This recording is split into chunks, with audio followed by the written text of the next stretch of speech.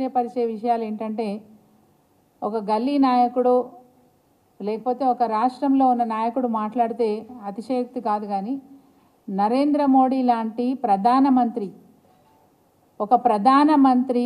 మాటలు ఎట్లా ఉన్నాయంటే చాలా చిల్లర రాజకీయాలు చేస్తున్నారు ఆయన. దేశ ప్రధానిగా కాకుండా ఒక గల్లీ నాయకుడిగా మొన్న మాట్లాడడం విన్నాం, అందరం కూడా విన్నాం. మొన్న వారు హైదరాబాద్ తెలంగాణ రాష్ట్రానికి వచ్చిన రోజు వాళ్ళు మాట్లాడిన మాటలు అన్ని రాష్ట్రాలలో కుటుంబ రాజకీయాలు ఉన్నాయి, ఈ కుటుంబ రాజకీయాలు చేస్తున్న ఆ ప్రాంతాలన్నీ కూడా ఆగమైపోతున్నాయి అని చెప్పి మాట్లాడుతూ ఉన్నారు.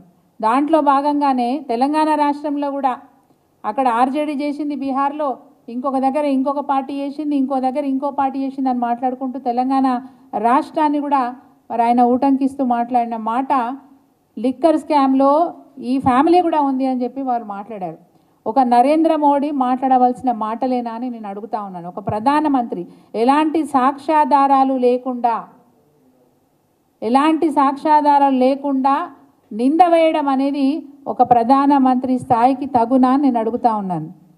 నిండు సభలో ఒక పబ్లిక్ మీటింగ్లో దేశవ్యాప్తంగా మీడియా అంతా కూడా ఆయన ప్రసంగాన్ని చూస్తూ ఉంటుంది. అట్లాంటి వ్యక్తి, ఆ స్థాయిలో ఉన్న వ్యక్తి ఒక చిన్న విషయాన్ని ఆయన నోటి వెంట మాట్లాడుతున్నారంటే నరేంద్ర మోడీ గారి దిగజారుడుతనానికి ఇదే తార్కాణం. ఇంకా అంతకుమించి చెప్పాల్సిన అవసరం ఏం లేదు. కవిత గారికి ఏమైనా డబ్బులు ముట్టాయా, వాళ్ళ ఇంట్లో ఏమైనా డబ్బులు దొరికినాయా, ఆమె అకౌంట్లోకి ఏమైనా డబ్బులు వచ్చి పడ్డాయా, ఎక్కడన్నా సాక్ష్యాధారం ఉందా? ఇంతకుముందు సత్యవతి గారు చెప్పినట్టుగా రాష్ట్రాలు వాళ్ళ పాలసీలు వాళ్ళు చేసుకుంటూ ఉంటారు. కేంద్ర ప్రభుత్వం కూడా అనేక కొత్త పాలసీలు తీసుకొచ్చింది. ఆమ్ ఆద్మీ పార్టీ ఢిల్లీలోనే కాదు పంజాబ్లో కూడా ఉంది. అదే ఆమ్ ఆద్మీ పార్టీ పంజాబ్లో కూడా మరి మద్యం పాలసీ తీసుకొచ్చింది, అది అమల్లో ఉన్నది. ఒక్క ఢిల్లీ విషయానికి వస్తే కేజ్రీవాల్ని ఇబ్బంది పెట్టాలనే ఆలోచనతో పాటు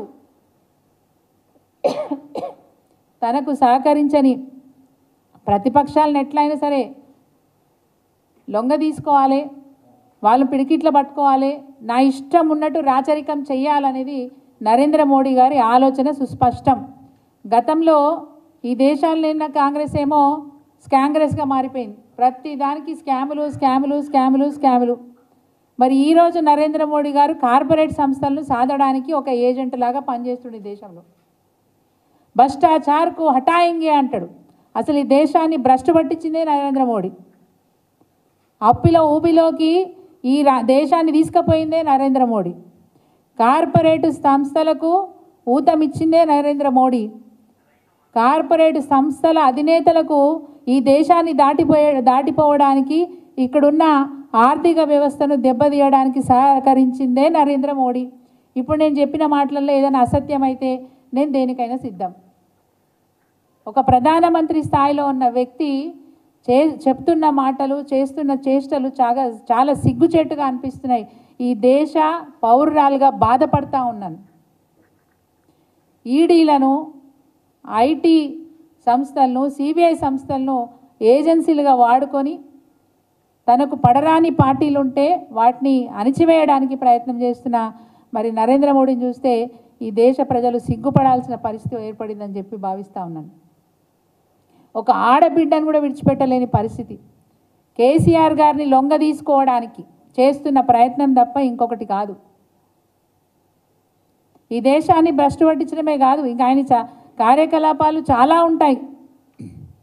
ఎక్కడైతే తనకు అనుకూలంగా లేని పార్టీలు రాష్ట్ర ప్రభుత్వాల్లో ఉంటే అక్కడ రాష్ట్ర ప్రభుత్వాల్లో ఉన్న ఆ పార్టీలో ఉన్న నాయకులను కొనుగోలు చేయడం, ఆ పార్టీల ప్రభుత్వాన్ని కూలగొట్టడం, తన పార్టీని ప్రభుత్వంలోకి తీసుకురావడం అనేది ఆయనకు ఆనవాయితీగా మారిపోయింది.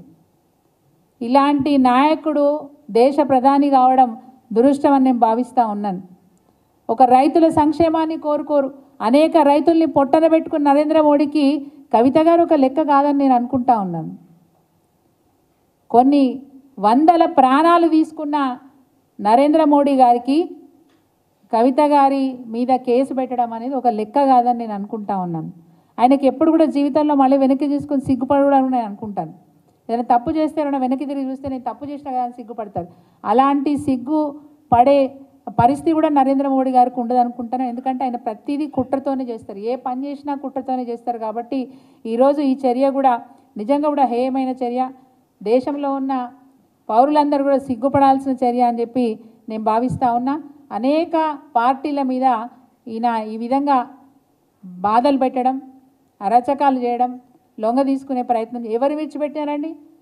ఎక్కడన్నా ఎవరైనా అక్కడ ఆర్జేడీని విడిచిపెట్టలేదు. ఆ బీఎస్పీ నాయకురాలు పెరిగింది మన